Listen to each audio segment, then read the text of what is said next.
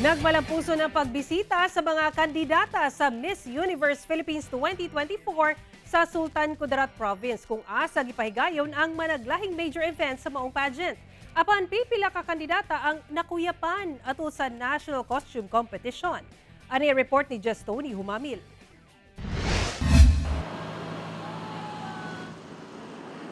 Colorful ug maanindot nga mga float ang gisakyan sa 53 nga mga kandidata sa Miss Universe Philippines 2024. Atol sa parada gikan sa Tacurong City padulong sa Isulan, Sultan Kudarat adlawng Sabado. Wa tagda sa fans ang kainit sa panahon.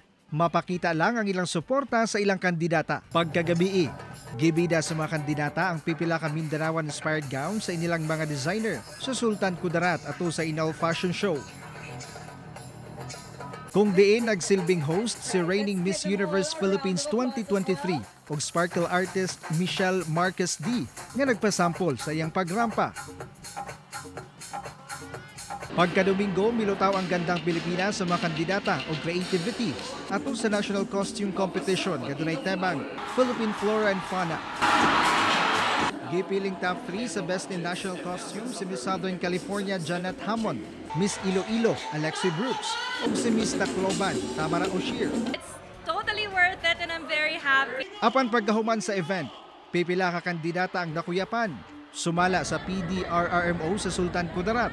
Sagad kanila ang gikapoy gumikan sa kabugat sa ilang gisuot nga costume ug headdress. Doon sa uban nga wala pay kaon butang nga nakasinati ang sagad kanila og hypoglycemia. Dugang paniana ang nasinating kainit sa panahon gumikan sa El Nino. Hinoon na respondihan gilayon ang mga nakuyapan o ganaan sila sa maayong kahimtang human matambalan sa ospital.